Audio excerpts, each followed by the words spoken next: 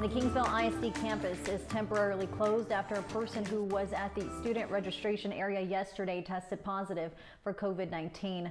This person was at the Kleberg Elementary registration area of the cafeteria. Any parents or visitors who were on campus to register their child at the time may have been in close contact with this person. Principal Norma Mancias Prado is contacting anyone who may have been directly affected.